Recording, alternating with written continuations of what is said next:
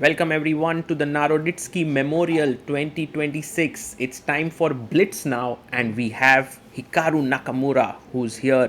He couldn't play the Rapid, but he's here for the Blitz, and so amazing.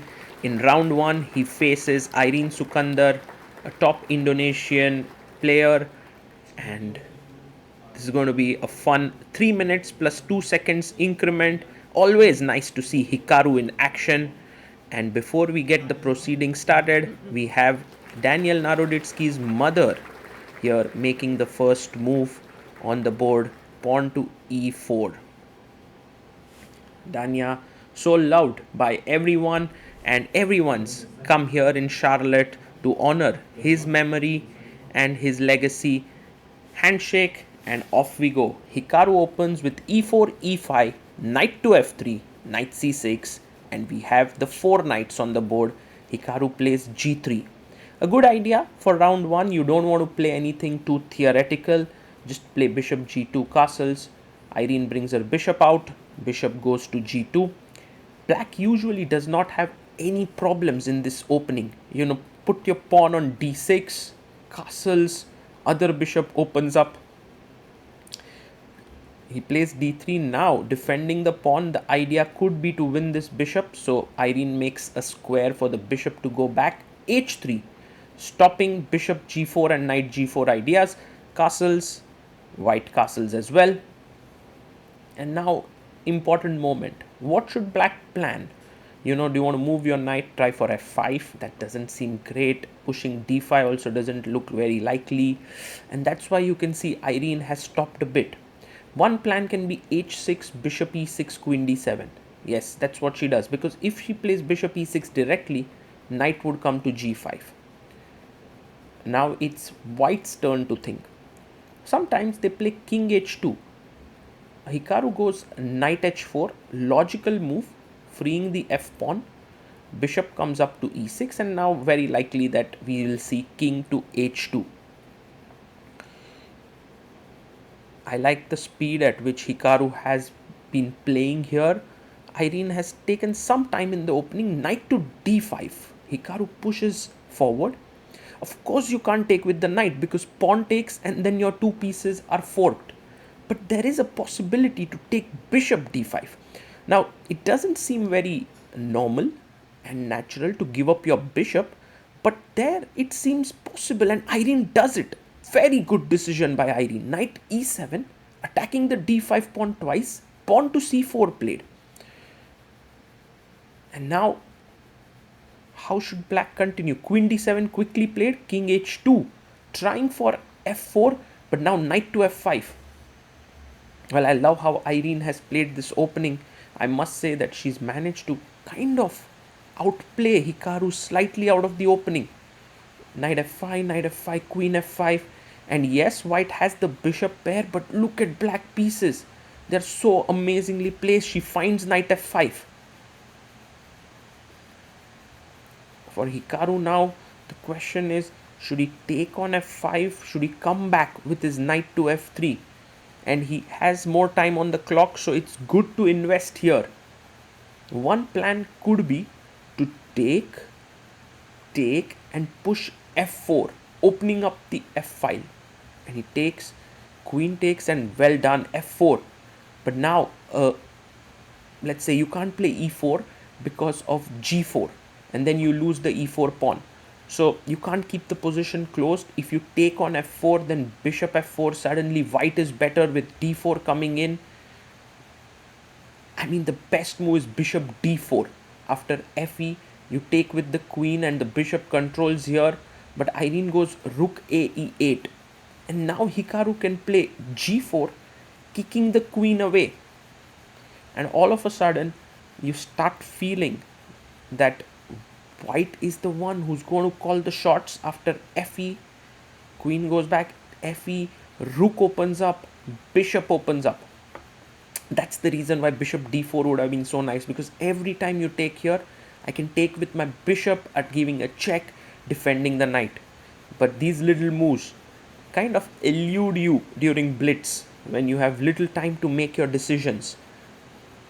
Okay, Hikaru is now wondering if he should push the pawn to f5. There's also g5, which looks super tempting. G5, hg, fg opens up the position, looks really good for white. But I think Hikaru is being tempted into pawn takes pawn, and sacrificing an exchange there. Round 1, you're always a bit unsure about your moves. You've traveled all the way, new environment, people surrounding your board, and decisions sometimes do not come naturally. Take, and now there's bishop h6 that can be taken. There's so many tempting ideas. g5, there's rook takes f6. I'm sure Hikaru is liking his position, but at the same time he's like, oh my god. Boom, he takes. Pawn takes, bishop takes. So now the king side is broken.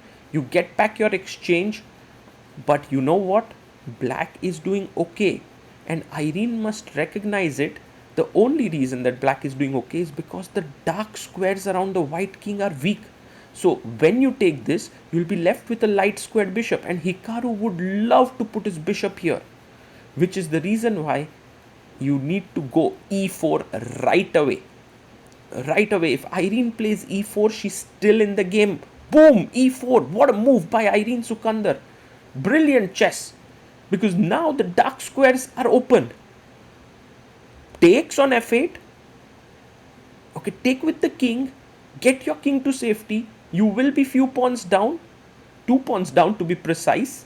But dark squared bishop is amazing. It's like you're a piece up. Pawn takes, check, king h1, and now queen e5, bishop d6, attack here. Wow.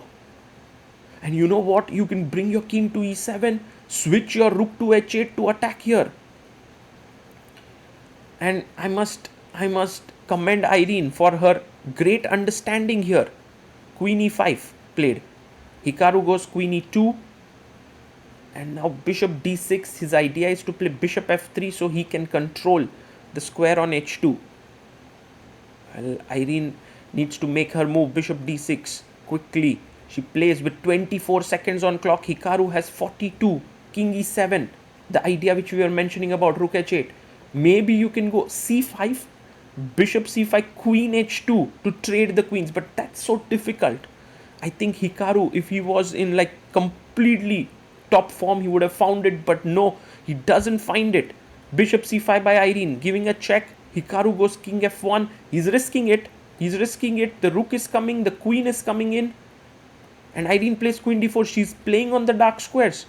She's making Hikaru, find the best moves. Rook h1, defending the pawn. But now bishop d6 again, with the queen threatening to come in. b5 by Irene. Wow. And she's opening up another front so that the rook can enter from here. Takes. Rook b8. Wow, because she didn't think that rook h8 was enough. a4. Pawn takes pawn. a5. Hikaru keeps things closed. But how long can you keep things closed? Rook a8. She wants to take here. So the rook swings over. Bishop d6 threatening to come here. King f1. Bishop c5. Irene might be okay with a draw here. After all, she's 2 pawns down. But Hikaru, of course, doesn't want a draw. He has 20 seconds more as well on the clock. He goes rook c1, queen d4, king g2, takes the pawn on a5. Hikaru pushes, rook a2. Wow, look at the speed at which Irene is playing. King h3, the king is looking really weak now. Rook g1, Hikaru may have to give up his rook. He gives it, practical decision. Queen takes, pawn to e5, trying to attack the black king. And Irene with just 4 seconds again plays the best move. Hikaru must go e6. I mean, the king is so weak, he takes, but now Irene's better. King f6, bishop e4, king g7, just put your king to safety. She again plays the best move. And queen d2, not bad. g5, queen d4, she has to stop queen f6, but she goes here, and now Hikaru has a draw with perpetual. Well, Hikaru can take a draw if he wants. I think the game should end in a draw here, but Hikaru goes for the win. Blunders, Irene's winning. Check, good move. Rook h1, it's a pin. Yes, she finds that as well. King g4, check, and now pick up this pawn. And look at Hikaru there. He's shaking his head. He's like, what the hell did I do? But Irene gives a check and offers a draw. And Irene can give a check and take the pawn and winning. But she accepts the draw. Oh my god. And look at Hikaru there. He's like, you could take this pawn. Rook g1 takes g6. And Irene is like, oh my god. But she played so well there. Under time pressure against Hikaru.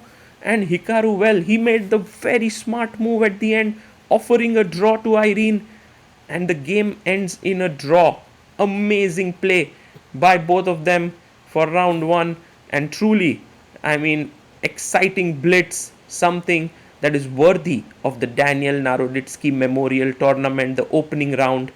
I enjoyed it, and I hope you too had a good time. I'll put the link to contribute to Danya's tournament fund, his memorial fund. Do check it out. The link in the description.